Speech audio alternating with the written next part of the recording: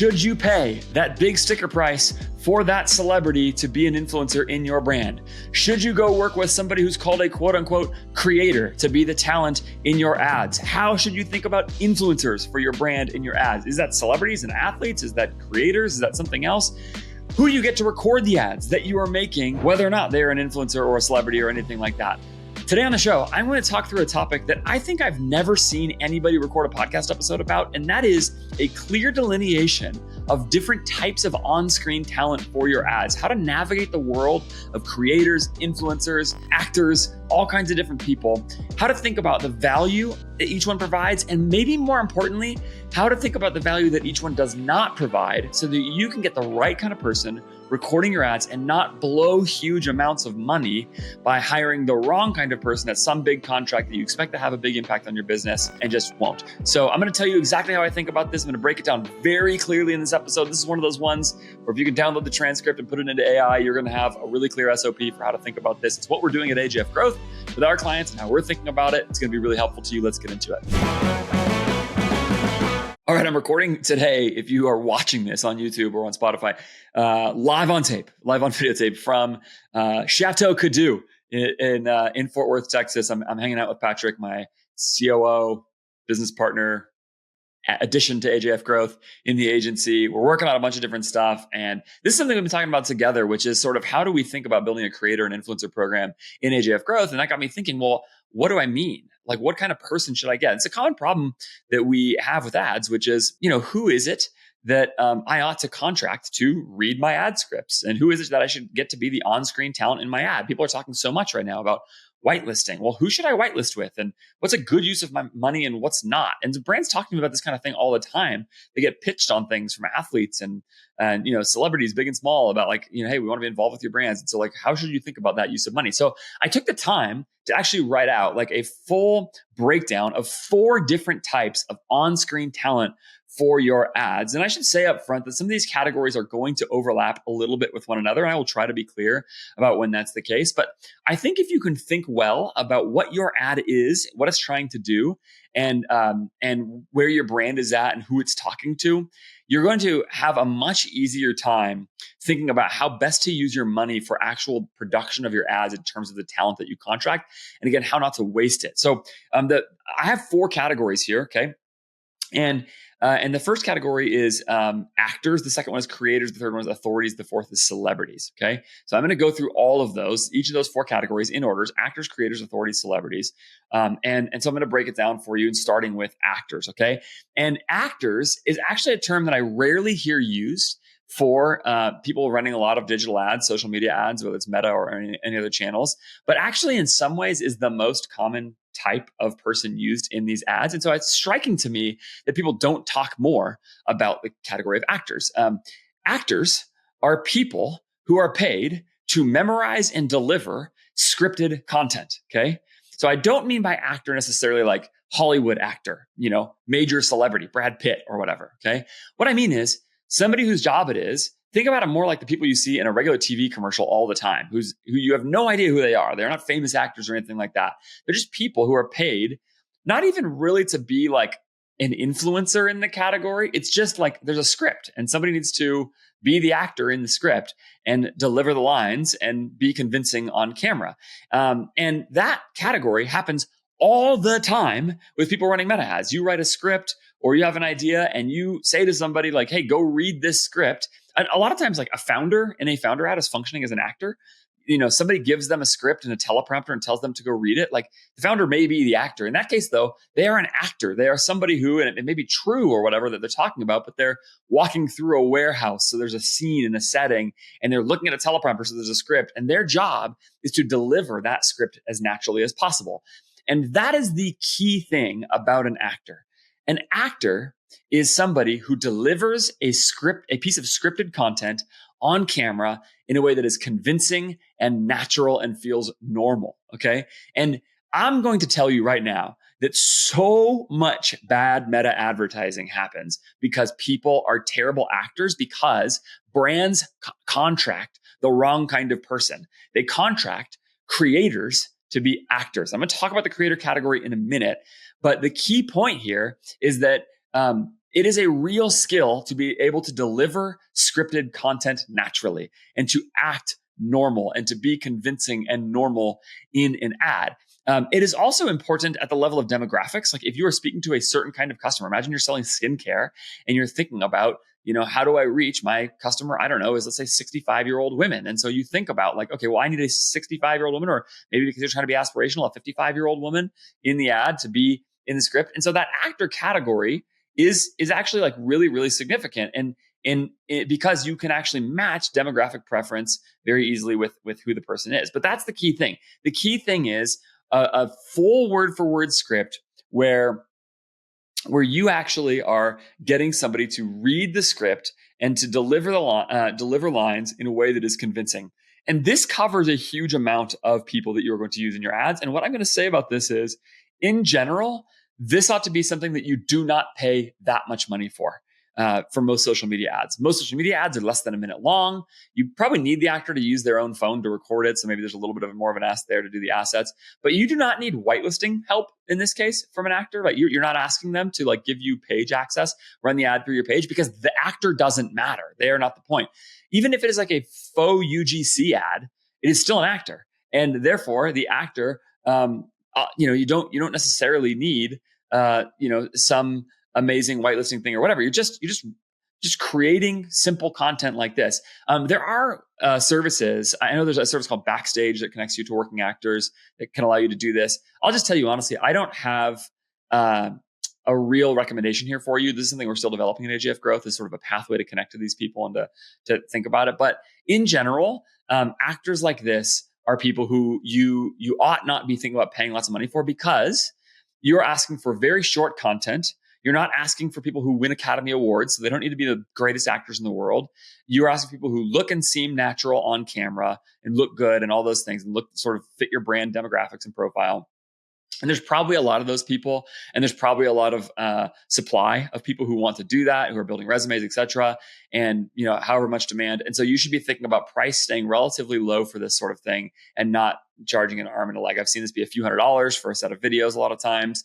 That can work really well. So finance people, I'm not asking you to underpay anybody. I'm just saying you shouldn't be thinking about this there. And the ask there is much lower than others. They have no platform or influence, so you're not paying for that. So that's what the actor category is. The key thing is people who can deliver ads naturally on camera. And that is really important. Okay. So actors are number one. Number two, let's talk about creators. Okay. Creators are not actors. And in fact, sometimes in common parlance, creator is just another word for actor, but like for bad actor, because people use creators as actors all the time. And this is a mistake people make.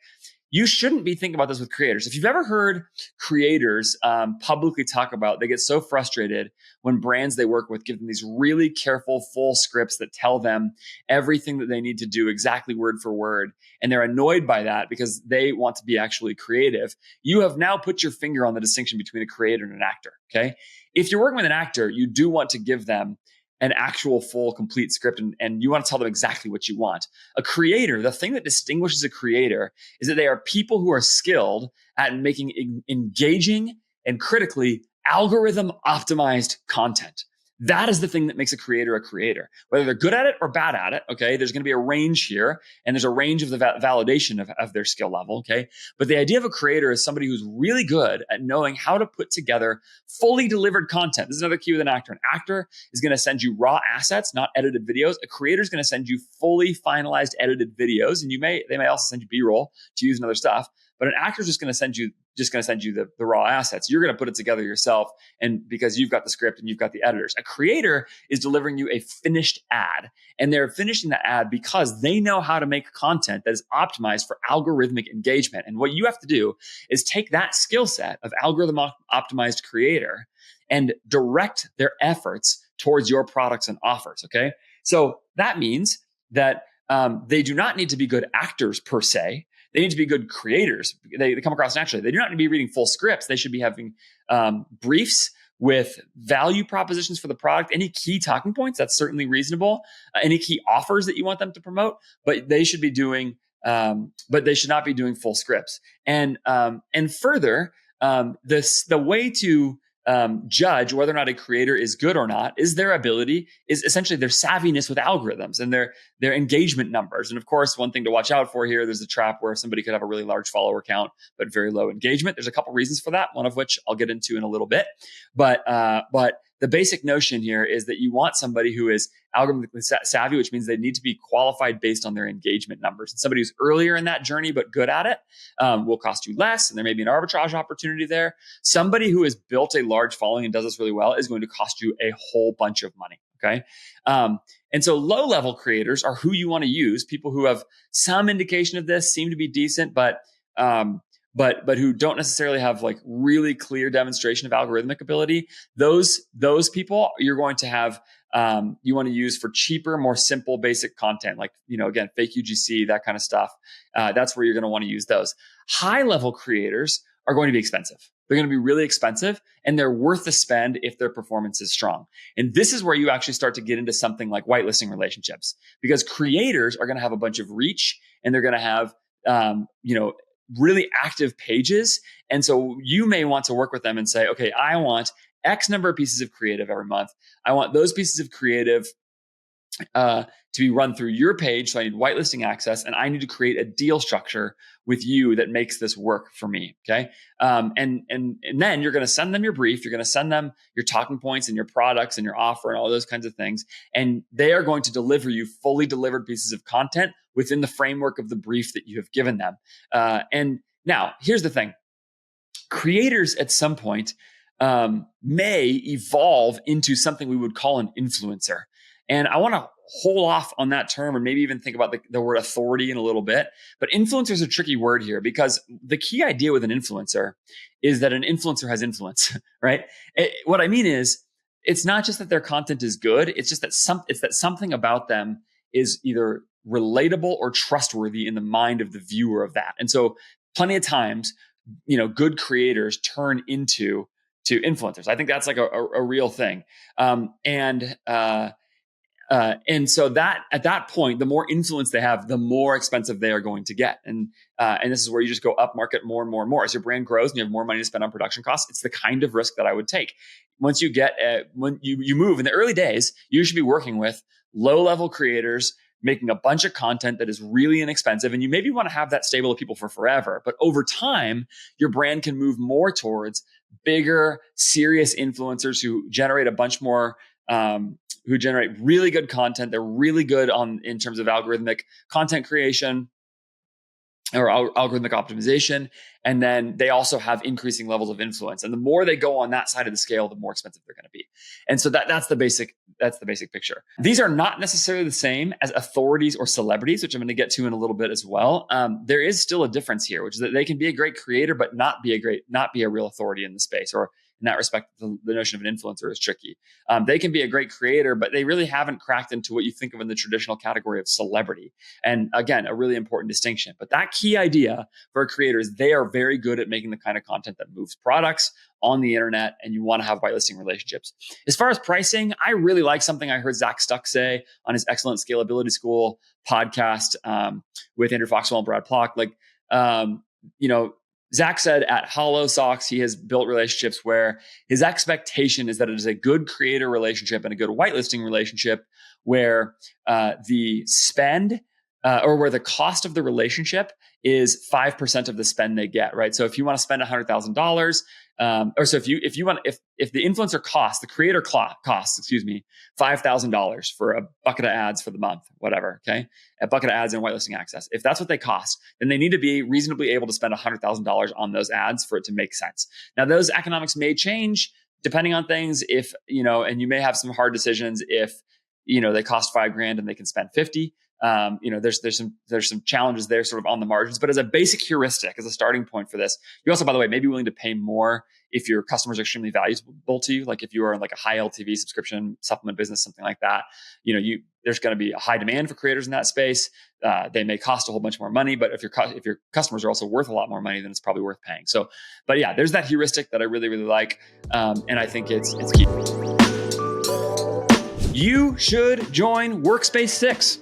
If you are an operator of an e-commerce brand and you want help thinking through how to handle all kinds of things like this exact issue in your brand, you should join Workspace 6. Workspace 6, which you can go to at workspace6.io, is a closed community that is centered on Slack for e-commerce operators and high-level executives in their businesses to connect with one another, get help from one another, and basically just leverage the reality of how much knowledge exists in the DTC ecosystem in a clear place for people to connect, share that knowledge, and help each other succeed. I think about this episode that I'm doing right now. Like, just imagine somebody reaches out to you and says, "Hey, we want to work with you. My client wants to work with you. An agent that does that. Should I go work with this celebrity? What do you think?" And you could kick it to other brands. How much should you be charging for your creators? Where are you finding great actors for your ads? All these are the kinds of questions that other people in D2C have the answer to. And a community like Workspace 6 pays for itself a bajillion times over if you just get in, get involved, get conversant, and leverage the knowledge of the community and also the friendship of the community. It's just a warm and positive kind of environment. And wonderfully, Workspace 6 does not let people like me in the community. It's one of the great values of it. I wish I could tell you that I've personally spent a lot of time in Workspace 6 and seeing all the value for myself. I can't tell you that. And the reason why is because they don't let agency people in. That way you can talk really honestly. Like, my own clients are in Workspace 6 now. They can all message each other about how good or bad of a service I am providing them, and I can't see it. And it's really important. I'm actually glad that's the case. It's really important that operators have spaces like that to work in. It's also really, really reasonably priced. Workspace 6 is only $1 for your first month. There's no long-term commitment, and just really reasonably priced. You have to really work hard to not get a lot of value out of Workspace 6 once you're a member, especially because you can cancel anytime. So go check it out today, workspace6.io. Connect with other founders in your space. Connect with other operators in your space. Talking 7, 8, 9-figure founders, high 7, 8, 9-figure founders are going to get in there, chop it up, give you their knowledge. You can give yours. It's a win for everybody. I love the guys who run it. They're just great people in our space. Go check it out today. So there's a lot of places that these creator relationships can go wrong. One of them is that pricing and contracting issue, though I like that heuristic quite a bit as a starting point. Another one is well-structured briefs with clear asks, but also some creative freedom. It's actually hard to toe that line a little bit. One of the things that we're doing at AJF Growth is building into our AI co-writing tool for script writing, like a sort of brief process into the tool to where we can brief creators so that we take angles that we want to pursue and say, okay, give me a full script for this kind of ad, but also how about a brief that hits that line of here's what the product is, here's what the talking points are, here's where you have creative freedom, here's what the offer is for creators, and make that all part of one sort of script writing task, to where you're working on a product and you get different kinds of outputs, including full scripts for actors and then briefs for creators like this, and really try to get good at towing that line, because briefing is really hard and it takes some time. So we're trying to really build serious process around that, because relationships go wrong here all the time. But again, clarity to the ask, but also creative freedom, striking that balance while also giving clear product information and clear offer information. That's all the really important stuff. I think there's a few action steps here for brands to take. That includes to start by just categorizing the existing creator relationships that you already have. Most brands have some, as they've played in this a little bit, and start thinking about, is this a high level creator or a low level creator? Is this somebody I should be going deeper with or less with? This is how should I consider this? Do they have a bunch of demand on their time because they're killers on the algorithm? Fantastic. I'm going to go pay them a whole bunch more money and try and keep this relationship. If it's somebody lower level, then you maybe work out a deal that's smaller, but just sort of start with getting the lay of the land on who you currently have as creators, or who you're using to fill that role. Somebody you brief and makes content. That might be an employee. And I've seen lots of brands use with employees where they say that all the time. And I would encourage you to pay your employees extra for doing that kind of work if it's not part of their job description. Some people, of course, are bringing this in-house with organic social creators who do this all the time for organic social. The whole goal of an organic social creator is to create content that is optimized for algorithmic engagement. And when they create that kind of content, they then turn around and use that stuff for ads as well. That's a really solid way to do it if organic social is a big part of your plan. But start to think about who you actually already have, and then go and start to look for new creator partners where you can go find these people. I haven't used it yet, but Meta has built a creator marketplace that they're touting and trying to push people towards. Maybe some opportunities there to connect with creators and go sort through things. I think sorting through your social media following is a really good idea. Finding ways. I know there's tools to do this. Finding ways, and you can also probably scrape this with AI. Finding ways to go look into your social media following and say okay, who is it that I have right now that I have access to who I haven't actually tapped yet, but who follows me and seems to be familiar with my content. I really think, by the way, that creators who know your brand and like your brand authentically do a better job than people who don't. They just get it. They understand what you're trying to do. It comes across in the enthusiasm of the pitch in an ad. And I think that's really important. But I'd avoid sort of like mass UGC tools like Billo, unless you really just need B-roll of people talking, like where you really don't care about the performance at all. Because I've just never seen that stuff really seriously work, at least in my experience. If you've had a different experience than that, I would love for you to comment on this video and tell me like, oh, actually, I've had ads crush from those tools. Fantastic. That'd be great if I was wrong about that because they're easy to use. So you need to differentiate high and low quality creators and price accordingly. You need to build standardized contracts that will make your life a lot easier over time. Operationalize your whitelisting setup and offboarding. It's one of the things that I've found to be a surprising benefit that we have provided to brands is that now that we've done whitelisting a few times, it's really confusing about like trading a bajillion emails with a creator to get whitelisting access and page access and blah, blah, blah. And like, we've now got this process dialed at AJF Growth to where like we just sort of take the management of this from our brands. And it's sort of a surprising benefit of an agency partner where we have process built around this thing. You know, it's not the kind of thing that I set out to ever go build, but we've just had to figure it out over time. And now we're really good. We use a tool called Leadsy. We get it all built out really fast and it works really, really well. And I think Meta's going to make this easier and easier all the time as they push on partner relationships. And it is worth noting here that Meta has been very public, including at the Performance Summit, about how important they think partnership relationships are. I think there's some chatter about them changing the way that works exactly in Meta, but they're definitely pushing in on like having good creator partners in the relationships. Another part of this is asset management. Creators are going to send you good quality assets. Finding a good way to integrate those to be reused by your ad teams over time really, really matters. And then building a long-term library of who are the creators we work with at different times is also really important. All right, so that's creators. You get the idea. That distinction alone between creator and actor, I think, is really critical, and a lot of brands get that wrong.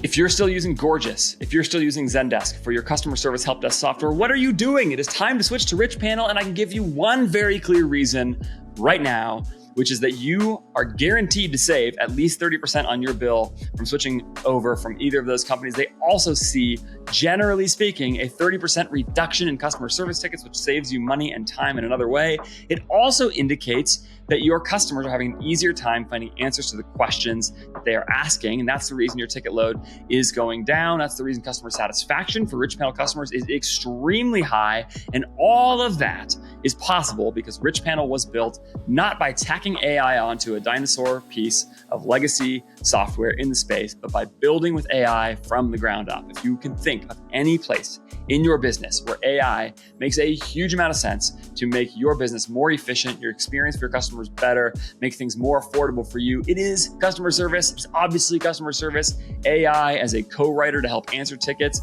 AI also as a social media comment moderator and responder, which RICHPANEL has. So you can turn that on and it will go interact with customers for you and on your behalf publicly on your stuff. If you've run Facebook ads for any amount of time, you know how much massive pain it is to do social comment moderation, but you also know there's people asking real questions about your brand there. You don't want to just leave them empty. RICHPANEL will help you do that for you by having an AI tool that works awesome, will allow you to answer questions faster and accurately, all those things. Go to richpanel.com, get it started today. They also know you don't have time to waste. They promise you to get you fully transitioned over in 2 weeks or less. So you're going to save money. You're going to save time. It's going to be a better experience for your customer. What are you doing not going to RICHPANEL? Go to richpanel.com. Check it out today. The link is in the show notes.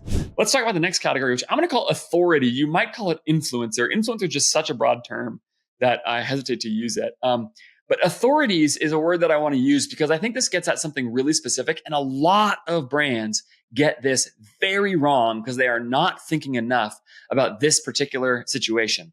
Authorities could be creators, and they don't necessarily have to be, but they could be creators. But they're people who are distinguished specifically. They could be celebrities too, by the way. They're distinguished specifically though by one trait, which is that people trust them. They are trusted endorsers whose credibility validates product claims. So an authority is on-screen talent you use when you need to validate a claim because a customer cannot go and look into the scientific makeup of your product, but they need to understand whether or not it works. And so what do? They shortcut the process of research by listening to somebody they trust. An example I've given a lot of times to this is in the supplement space and in the health and wellness space. Almost everybody, whether it's Huberman or Chris Kresser, my client, right, or Peter Attia, or the woman who started Whole30, whose name escapes me right now, Melissa something, different people who you trust as a source of authority on like what is going to make you healthier. And people have these on small scale and large scale and everything in between. But there are folks that you go and you listen to and you trust. And you say, I just believe this person when they talk. That's what I'm talking about here. Because for lots of brands, there are claims that they are making about the way their products are effective or not, that they can't reasonably be asked to like go. You can't reasonably ask a customer to go and research all these claims yourself. So you need the authority to do it. So let me give you a few examples, because the obvious one is health and wellness, but there's actually other ones as well. Okay. Almost any product where there is a performance element to it, it fits this bill. Okay. So for example, doctors for supplements is a really obvious one, or maybe veterinarians for health, for pet health, different things. Okay. Pediatricians for car seats, right, is like a thing that happens. If there's a fitness product, then like coaches, a lot of times I think of like I worked with Driveline Baseball for a long time, and still friends with those folks. Like Driveline Baseball is a good example of something where it is a performance training protocol, in-person thing. There's training tools. Like there's just people who are trusted in that space. I do CrossFit. Like there's been long time CrossFit influencers where, I don't really need them to create engaging content algorithmically for me to trust them. So they're not creators per se, and they're not actors per se, but if Kelly Starrett, who's a longtime, coach in the functional fitness space, or Ben Bergeron, these CrossFit coaches say, Julie Fouché, they say, this is what we use to train and here's why. I am just inclined to listen to them because I know who they are in the space. Now, technically, these people also almost cross the line into like celebrity for some of them, because somebody like Julie Fouché, if you know her, she was an actual CrossFit Games athlete, and so she sort of functions at a different sort of space. But again, I'll talk more about that in a second. But I just trust her, and so if she says this is going to be what works, she's also a medical doctor, and it's not about her engagement numbers. It's not about how good she is on camera. It's just about the fact that I trust her to tell me the truth about these kinds of things. And so I can believe in her because she lends credibility to the brand. But there's other spaces here too that are a little more surprising, like makeup artists for beauty brands is a really interesting one, where like, people are looking for recommendations from people they trust. And so, you think about Jones Road coming from Bobbi Brown, and, famous makeup artists, where it's like, oh, okay, I trust that. I talked to a woman once who didn't know about that I work with, in D2C and have some friendship with Cody Plofker and Jones Road or whatever. But she was just talking about, oh, Jones Road Beauty, I get their ads all the time. Oh, they came from Bobbi Brown. That's the first thing she said about the brand. She knew exactly who Bobbi Brown was. She knew exactly her influence in the makeup space. And for her, the fact that Bobbi was associated with the brand, now that was at the level of like founder even. And of course, this is, by the way, part of the reason founder brands work a lot of times is that they take this influence thing and they really ratchet it up to where the influencer's actually on the cap table or is the founder of the brand or whatever, fully associated with it. But they do that. Gordon Ramsay with Hexclad is actually another example of this, to use sort of some commonly known examples. Hexclad is a performance product. It's about making you a better cook. People who are into cooking want to know that they are going to do a great job cooking food that is delicious. And there's a performance element to that. And they see this weird hex shape on the pan and they might go, I don't know, I don't want to use that. I should stick with my cast iron. Or I should stick with my, but if Gordon Ramsay comes and says, hey, actually all my chefs use this, not only do I use it, but my chefs use it in my restaurants and also on my shows, they're using it all the time. And there's this deep integration of the authority there that can work really, really well. There's a few different, so any brands that in some way have to overcome an efficacy trust gap in their marketing can use these people really well and should in fact be seeking them out because it's just a really important part of it. So that's critical. There's a few different sources of credibility for people. One of them is pure credentials, and that's often the cheapest. Like imagine just like I've seen ads for pet supplement brands that feature veterinarians. These are veterinarians who nobody's ever heard of. They have no social media following, so they have zero status outside of that. But what they have is a lab coat, and they have a credentialed title. They are doctors of veterinary science or veterinary medicine or whatever. And so because of that, they can put that on screen as they promote the product and say, you can trust me. I'm a veterinarian. Okay. and that person should be the cheapest overall for you to work with in your brand. The more public that person's accomplishments, the more expensive they're going to be. So you could imagine a person who has done really remarkable things in medicine, and I don't know. I'm thinking about well, let's take an athlete or something. Julie Fouché is a great example. I just used in the CrossFit Games. Julie Fouché was second place in the CrossFit Games at one point, and she was a great, and she has credentials. She is a doctor. She's a functional health doctor through Cleveland Clinic.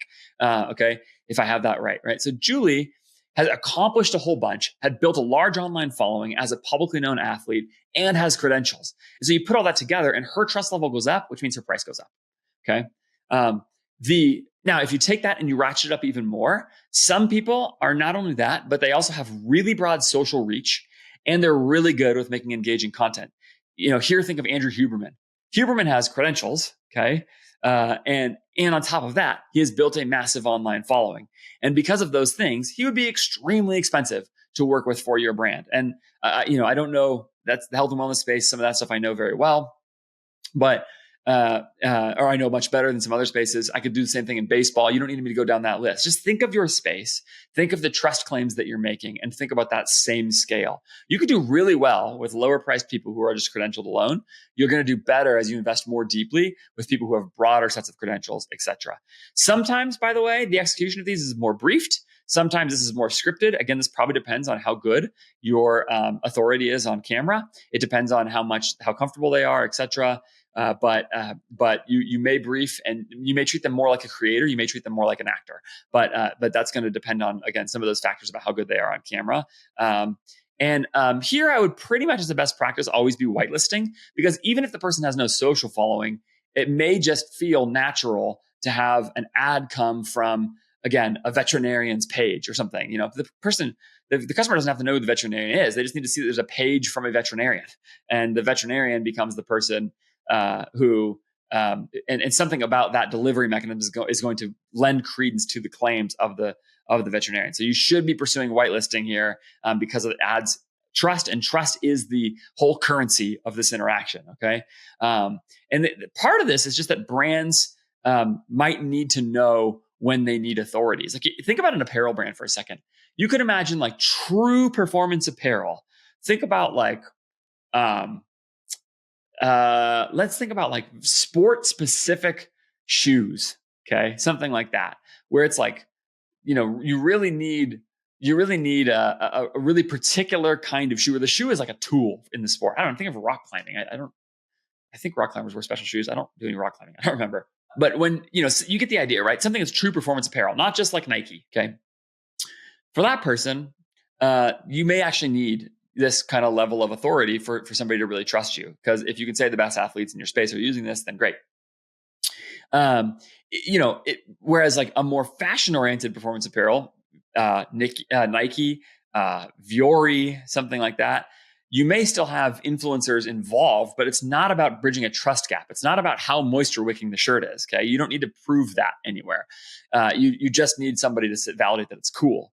You can take another step towards fashion apparel. Now, in this case, fashion actually kind of works this way, where if you get really cool people to be in your fashion brand, right, and to be influencers in your fashion brand, the cooler the people are, the more that like regular folks can trust. Right? There's a trust gap here that the top or jeans or whatever that you're buying are actually cool. And so if a cooler person, a person with social cachet, is wearing your clothes, then your clothes are cool. And therefore, you've sort of bridged that trust gap. And that's the way influence works in that space. So it sort of fits a little bit in between, and you can see what's important. But what you don't want in that case is like if you think about this, I think it was Levi's or Gap, whoever, somebody did Sydney Sweeney jeans. I can't believe I don't remember who this was. But anyway, big Sydney Sweeney jeans thing that caught a bunch of attention. What you don't see there is Sydney Sweeney talking about how good the zipper is on the jeans. It's not a features and benefits claim in the same way that it would be with some other products. And that's one of the differences with authority and influence as well. Okay, so creator, actor, authority kind of bridges that line a little bit. The key thing on authorities, I think, is you got to know if you need them or not. And if you do, then you got to press into them. Let's talk about the last category, which is celebrities. Okay. By celebrity, I mean something different than creator, different than authority, though there is, again, potential overlap here, okay? A celebrity is a famous person, uh, just a famous person. And what I mean is somebody who has notoriety in culture based on something they have done that has nothing to do with their algorithmic content creation. So this is actors, athletes, musicians, reality TV stars would fit into this, right? Somebody who became famous that way. I mean, I remember when I started marketing, so much of brand's playbook was to go like get the people from the most recent season of The Bachelor, pay them to post, and that was a way you'd make a bunch of money, right? Okay, fine. That's not, they didn't gain, those people didn't gain big followings because of their ability to generate algorithmic content. They gained big followings because they went on The Bachelor and humiliated themselves on television. Okay, that's the way they gained a big following, and embarrass their parents on television. So that's what they did. Their fame is unrelated to their content creation skill. And you, of course, know who a celebrity is, but it's really important to distinguish these people because celebrities are extremely expensive to work with. The more expensive somebody is, the more famous somebody is, the more expensive they are. And yet, it's very possible that their content at the level of paid social ads performs terribly. I was talking to a brand recently, an apparel brand that has a few former professional athletes on their cap table and who have been involved in their brand. And when they run whitelisted ads through those former professional athletes' pages with the professional athlete pitching the product in sort of performance apparel, it doesn't work at all. Like the regular customer doesn't care that some former basketball player or football player or baseball player or whatever is wearing these shorts because it's not a function claim. And so it doesn't matter that like a good athlete wore these. That's not the way that people are making the decision. And so the celebrity in that case lends something to the brand, maybe some level of credibility or coolness, but that's not what direct response advertising is. Direct response advertising is something different. And this means that brands, if you're thinking about the ROI of celebrities in your brand, you should not think about it at the level of algorithmic content or ROI for direct response advertising. Instead, you should think about it at the level of brand equity, brand building, right? Awareness kind of general sorts of plays if you have larger distribution. And this is why in most cases, most smaller brands ought to avoid signing larger deals with larger celebrities because they don't convert. And if you need to convert, if you need to turn your ad dollars into profit sooner than later, this is a bad deal. Instead, it's a much longer term, larger term play, builds brand equity into the brand. Okay. So there is an exception here, which is licensed deals. Or very long-term, very authentic integration. So the exception here where I think this can actually perform really well is when you take a celebrity relationship and you build a licensed co-branded product with the celebrity that now actually allows the customer to tap into the celebrity that they love. And you can go find that person with whitelisting access. By the way, if you do a licensing deal, you absolutely should build whitelisting and social ads into that licensing deal, into creating co-branded licensed product with that person. That is actually a really good play in a direct response environment because you're tapping into people's existing love for that celebrity. Now, watch out. It's often the case that those customers are also lower LTV than other customers because they like the celebrity more than they like your brand. Your brand moves into second place in that relationship. So I've seen that go badly, and I've also seen it go really well, but watch out for that possibility. The longer term authentic integration can work really well. So let's come back to Gordon Ramsay and Hexclad for a minute. Okay. Again, I said Ramsay doesn't just like show up. He's in tons of their ads all the time. He's in their Super Bowl ad. He's also on paid social. He's also his chefs on, I think it's Hell's Kitchen is his show, right? Are cooking with Hexclad pans on the show all the time. So there's this really deep integration of the product and Gordon and his reach and his channels in a bunch of different places for a very big brand that's building across a lot of different channels. They're selling in Costco. They're selling, all on in other big box stores, as far as I know.